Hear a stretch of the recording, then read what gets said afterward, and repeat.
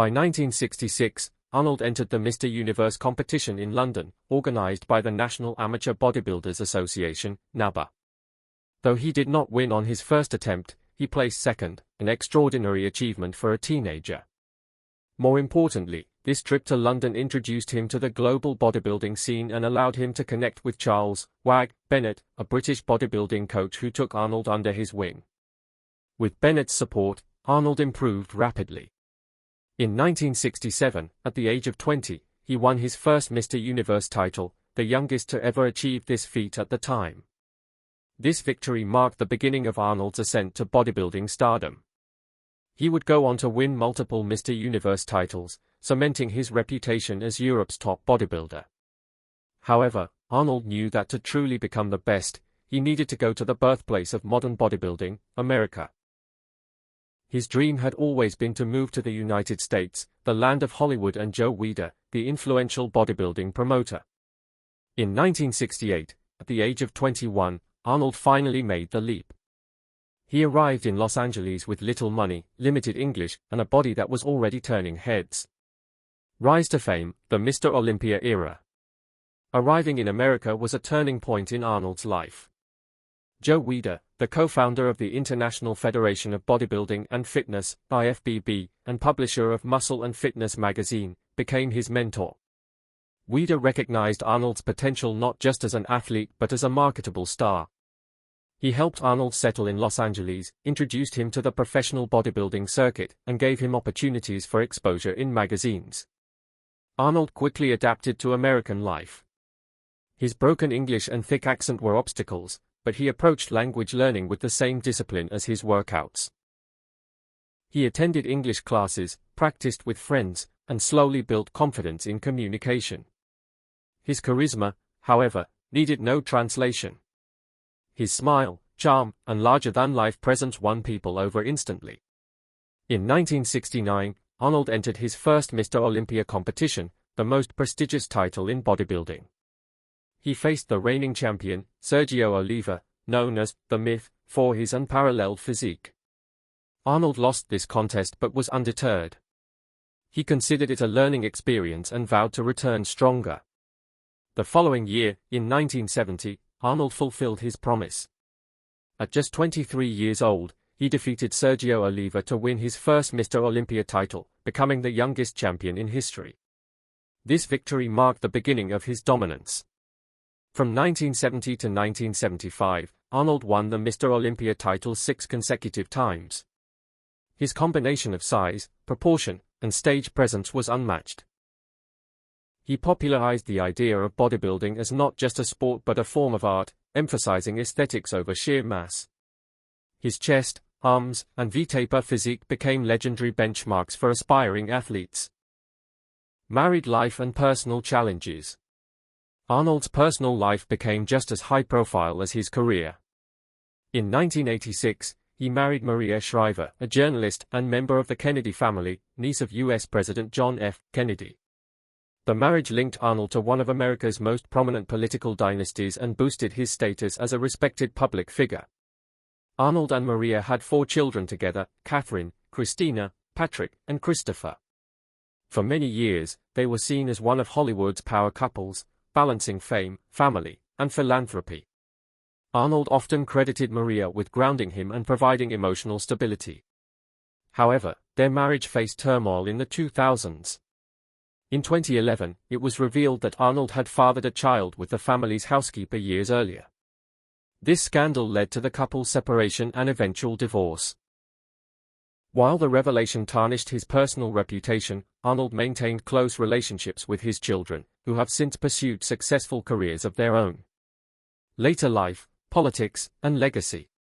Arnold's ambitions extended even further when he entered politics.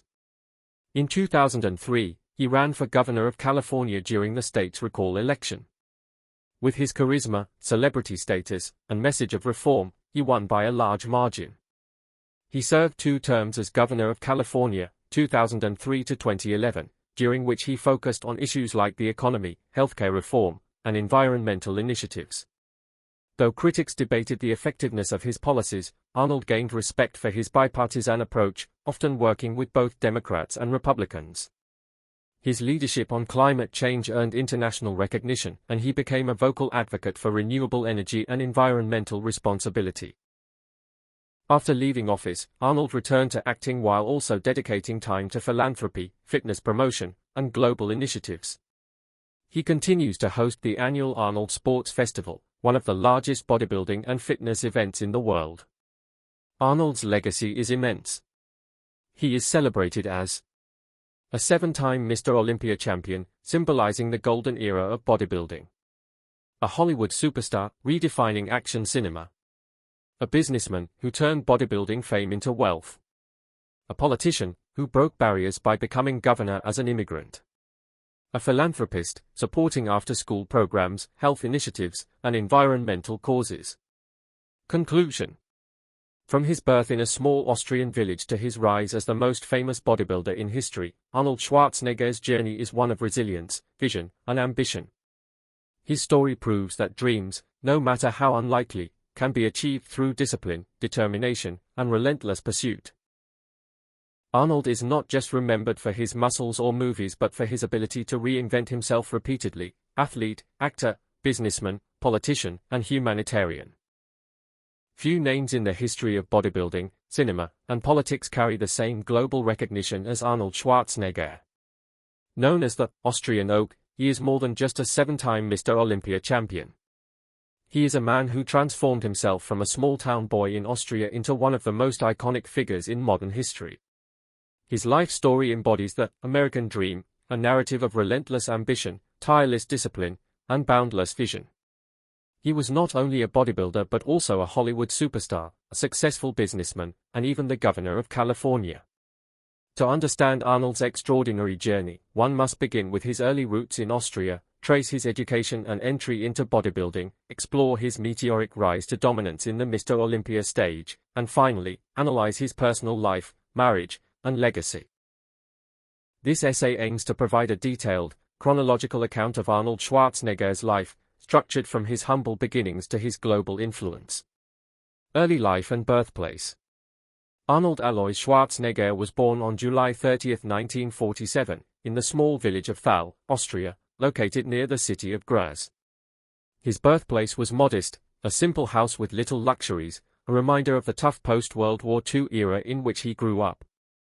Austria at that time was recovering from the devastation of war, and most families lived with discipline, frugality, and traditional values.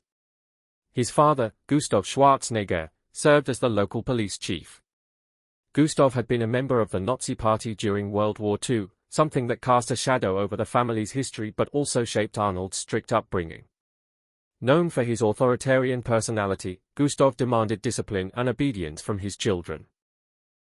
Arnold's mother, Aurelia Jadrony Schwarzenegger, was a homemaker, known for her warmth and care. She balanced Gustav's sternness with kindness and affection, instilling in Arnold a sense of resilience and family loyalty. Arnold had one elder brother, Meinhard Schwarzenegger, who was often favored by their father. Gustav believed Meinhard was stronger and more capable, while Arnold was frequently criticized and underestimated. This environment of competition and lack of paternal approval planted the seeds of Arnold's drive for success. He learned early that if he wanted to stand out, he would have to fight harder than anyone else. Life in Thal was simple and demanding. The Schwarzenegger family did not enjoy wealth; instead, they relied on strict discipline, chores, and hard work. As a boy, Arnold was exposed to sports early, particularly soccer, which was the most popular sport in Austria. However, while he enjoyed playing soccer, he found himself drawn toward activities that emphasized strength and physical development. His fascination with muscles began in his teenage years, sparked by admiration for athletes and strong men who appeared in magazines and cinema. Arnold himself described his childhood as one of hunger, both literal and metaphorical. Food was rationed, and luxuries were scarce. He shared a room with his family, used cold water for baths, and walked miles for school or sports activities. Yet, it was precisely these hardships that created his legendary discipline. By the time he was 14, Arnold had already discovered his passion for bodybuilding. He saw pictures of Reg Park, a famous bodybuilder and actor who played Hercules in films. Reg Park became Arnold's role model, and young Arnold envisioned himself not only becoming a champion bodybuilder but also a movie star in America, just like his idol. This dream might have sounded impossible for a boy living in rural Austria, but for Arnold, it became a life mission. Education and youth. Arnold's formal education began in local Austrian schools. He attended primary school in Thal, where he was known as an average student, disciplined but not outstanding academically. His father expected him to follow a traditional path, possibly into the military or police force, but Arnold had other ideas. In middle school, Arnold began to develop a reputation for his ambition and competitive nature. While most boys his age were content with casual sports, Arnold was already setting structured goals. He often told friends and teachers that he would one day move to America and become famous. At the time, such claims were dismissed as childish fantasies. In high school, Arnold continued his education while simultaneously nurturing his passion for physical culture. His introduction to weight training began around age 15, when a local coach introduced him to a small gym. This gym was poorly equipped compared to modern facilities, but Arnold made the most of it. He trained with makeshift weights, improvising when equipment was unavailable. His friends recalled how he would spend hours lifting, far more than anyone else, and his obsession soon became apparent. Arnold's confidence on stage set him apart. He studied psychology and body language, learning how to pose in ways that intimidated opponents and captivated audiences. He famously used psychological warfare to throw competitors off balance, often making bold statements and jokes before competitions to assert dominance. His sixth consecutive Olympia win in 1975 was immortalized in the documentary, Pumping Iron, which showcased Arnold's charisma and rivalry with fellow bodybuilder Lou Ferrigno. The film introduced bodybuilding to mainstream audiences and turned Arnold into a global celebrity. Though he announced his retirement in 1975, Arnold made a surprising comeback in 1980, entering the Mr. Olympia competition in Sydney, Australia. Despite having shifted his focus to acting, he won the title once again, bringing his total to 7 Mr. Olympia victories, a record at the time. This cemented his status as the greatest bodybuilder of his era. Winning life beyond bodybuilding. While still competing, Arnold had already begun planning his future beyond bodybuilding. He understood that his career as an athlete would not last forever, and he wanted to expand his influence. His idol, Reg Park, had transitioned from bodybuilding to acting, and Arnold was determined to follow the same path. Arnold took acting lessons and began auditioning for roles in Hollywood. His early films, such as Hercules in New York, 1970, were not critically successful, but they gave him exposure. Casting directors initially doubted him. His accent, muscular build, and long name were considered liabilities. However, Arnold persisted. His breakthrough came with Conan the Barbarian, 1982, a fantasy epic that showcased his physique and charisma. The film was a box office success and established him as a bankable star. This was followed by The Terminator, 1984, directed by James Cameron, where Arnold played the now iconic role of a cybernetic assassin. The line, "I'll be back," became one of the most famous catchphrases in cinema history. Over the next 2 decades, Arnold became one of Hollywood's most successful action stars, with films like Predator, 1987, Total Recall, 1990, Kindergarten Cop, 1990, True Lies, 1994, and Terminator 2, Judgment Day, 1991. He was not only an action hero but also proved his versatility with comedic roles. Outside cinema, Arnold built a successful business career. He invested in real estate early in Los Angeles, turning modest savings into millions. He also launched fitness products, gyms, and books, branding himself as both an athlete and entrepreneur. By the late 1980s, he was not only a Hollywood superstar but also a wealthy businessman. Arnold's determination often clashed with the rigid expectations of Austrian society. In a culture that valued stability and conformity, his dreams of Hollywood seemed unrealistic. Yet Arnold thrived on being the odd one out. He began keeping a journal where he documented his workouts, diet, and long-term goals. This habit of goal-setting became one of the defining features of his later success.